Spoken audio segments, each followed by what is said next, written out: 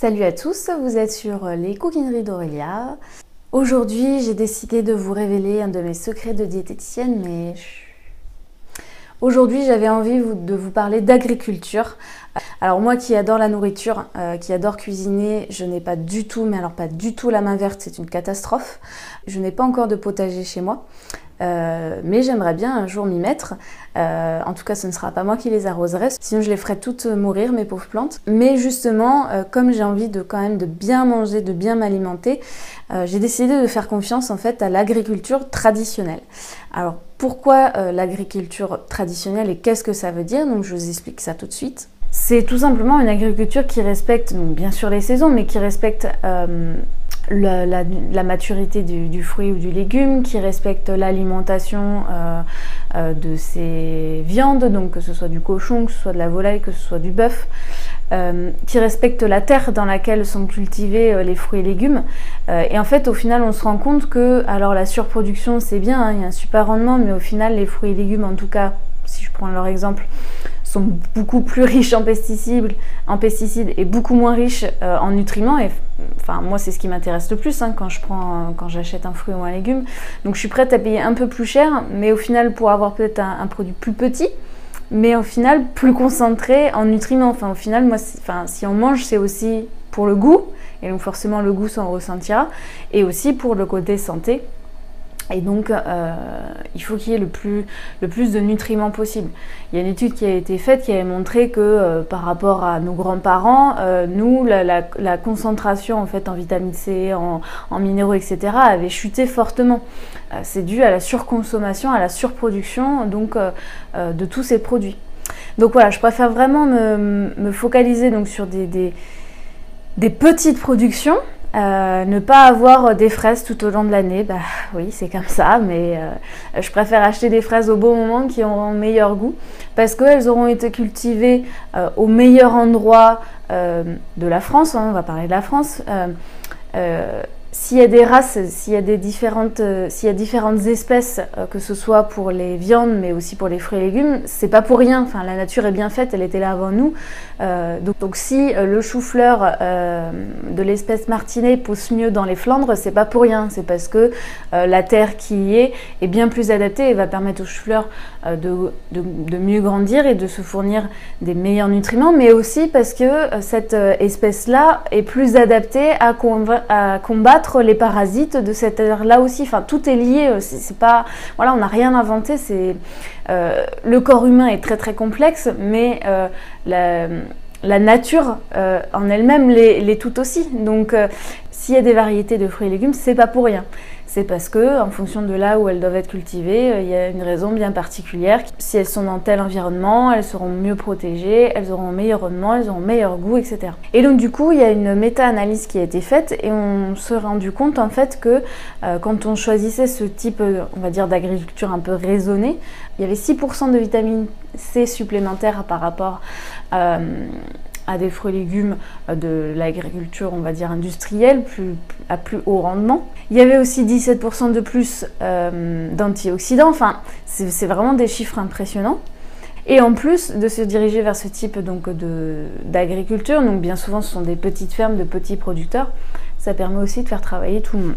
Donc voilà, il faut aussi savoir que la vitamine C, si elle est synthétisée donc par les fruits et légumes, c'est notamment par l'action du soleil. Donc en fait, toutes ces petites productions, bien évidemment, privilégient l'agriculture en pleine terre et pas sous serre. Donc vous avez voilà, en moyenne 3 fois plus de vitamine C qu'un fruit ou un légume qui a été cultivé sous serre.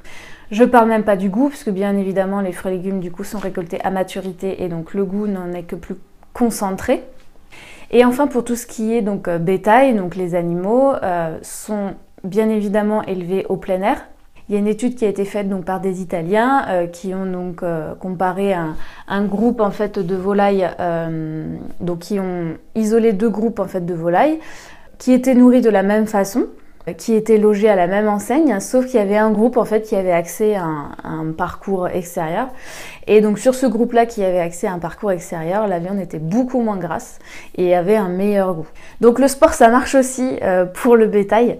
Et donc du coup, ce type de viande a forcément donc meilleur goût, mais aussi de meilleurs nutriments.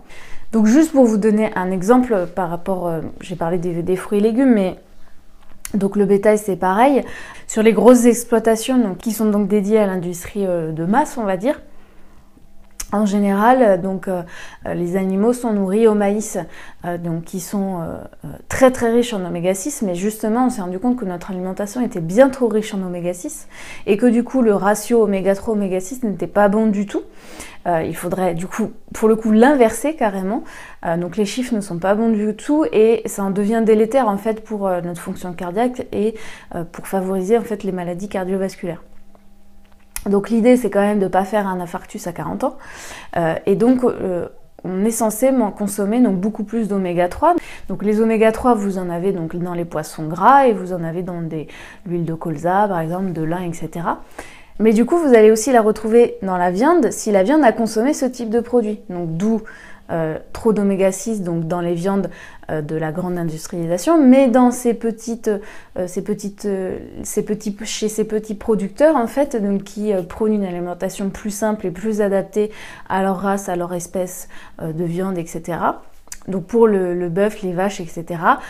Qui vont donc aller tout simplement se nourrir dans la prairie et vont manger donc de l'herbe, l'herbe qui est donc du coup riche en nutriments, notamment en vitamine E, en bêta-carotène et en oméga 3. Et donc du coup, la viande se retrouve enrichie en vitamine E, en bêta-carotène et en oméga 3, à défaut d'être enrichie en oméga 6 et en OGM contenus dans le maïs, qui est donc bien sûr privilégié pour l'alimentation des vaches qui sont donc dédiées à la grosse industrialisation. Idem pour les poulets. Les poulets donc élevés en plein air donc se nourrissent principalement d'insectes, mais aussi de végétaux. Et si en plus donc leur alimentation est complétée par des graines de lin ou des graines de colza, du coup leur alimentation se retrouve de nouveau enrichie en oméga 3. Et enfin, c'est la même chose pour les porcs. Les porcs mangent principalement en fait des céréales. Et donc dans les petits élevages, les céréales sont majoritairement composées de blé, de seigle, d'orge, qui sont en plus produits donc sur l'exploitation, donc pas du tout importés. Et à contrario, dans les élevages intensifs, c'est principalement du maïs, puisque c'est moins cher, mais qui est donc lui riche en oméga 6. Donc voilà, pour moi, il y a vraiment plein de raisons et plein de super raisons de se mettre à privilégier ce type donc d'agriculture, de l'agriculture donc traditionnelle. D'une part parce que ça respecte beaucoup plus donc les saisons, mais ça respecte les variétés de fruits et légumes, ça respecte les races donc de bétail, donc elles sont élevées, cultivées dans le bon endroit, tout simplement, dans l'endroit dans lequel elles vont tirer au maximum profit de l'environnement pour se protéger et aussi pour donner le meilleur d'elles-mêmes, pour nous donner un meilleur goût et de meilleurs nutriments. Donc même si vous les achetez plus cher, au final, si on fait le ratio, le comparatif rapport qualité-prix, vous êtes gagnant, je vous jure. Et en plus, vous faites travailler donc des petits producteurs, vous travaillez en local, travaillez aussi donc avec des produits de saison. Et donc les produits de saison, si on parle de saison, c'est pas pour rien. Donc là, je vous parle de région, de c'est mieux d'être cultivé ici parce que c'est adapté à la terre d'ici, etc. Mais s'il y a des saisons, c'est pas pour rien. C'est aussi parce que notre corps a besoin, en fonction des périodes de l'année, de plus ou moins tel nutriment, plus ou moins tel minéraux, etc. Je vous donne un exemple tout bête, c'est pas pour rien que les agrumes, la pleine saison des agrumes se trouve en hiver, c'est parce qu'en hiver on a besoin de plus de vitamine C pour combattre les bactéries, les virus, enfin la grippe, le rhume, etc. Et les agrumes contiennent beaucoup de vitamine C, c'est un exemple. Mais c'est pour vous montrer l'importance des saisons, c'est aussi parce que notre corps a besoin pour cette période donnée. Donc voilà, j'avais vraiment envie de vous faire partager ça parce que c'est quelque chose qui me tient vraiment à cœur. Alors c'est sûr, il y a des fois, j'ai envie de produits, c'est pas du tout saison, bon, c'est comme ça, c'est pas que c'est pas grave, mais on peut pas être comme à l'époque de nos grands-parents avec voilà notre petite ferme à côté, notre petit potager, c'est plus comme ça qu'on fonctionne et puis en plus c'est pas adapté à notre façon de consommer, mais le plus possible j'essaye de tendre vers ça. Alors dans les régions vous avez tout ce qui est AMAP, La Ruche qui dit oui, les magasins de producteurs ou tout simplement aller chercher vos produits directement à la ferme. Dans chaque région de France, vous allez pouvoir trouver ce genre de choses. Vous avez aussi des sites internet c'est tout simple, hein, vous faites vos achats en ligne, mais voilà, ce sont des sites qui regroupent du coup des producteurs locaux, ou en tout cas qui vont se fournir chez des producteurs du coin. Donc moi c'est ce que je fais actuellement, c'est sur internet, c'est tout bête. Je vous donnerai le lien dans la description si vous voulez, parce qu'ils ont plusieurs agences en France. Voilà, c'est des bons produits, c'est des produits simples, mais qui sont au final donc les meilleurs. Donc voilà, donc j'espère que je vous aurai au moins convaincu un petit peu de la nécessité de se fournir dans ces produits-là. Et si vous avez vous aussi des petites astuces personnelles, ou en tout cas dans votre région, si vous connaissez un super producteur, une super ferme qui fait de super produits, n'hésitez pas à partager, à mettre en commentaire les coordonnées pour faire profiter tout le monde. Et si vous avez aimé la vidéo, likez la vidéo, partagez-la sur les réseaux sociaux, sur Facebook, sur YouTube. Et puis vous retrouvez bien sûr toutes mes autres vidéos donc sur lescoquineries-d'Aurélia.fr. Et vous pourrez aussi bien sûr toujours télécharger mon guide diététique qui vous est offert, qui vous explique comment bien manger, on en a parlé là justement, mais aussi se faire plaisir et toujours sans culpabiliser, sans frustration.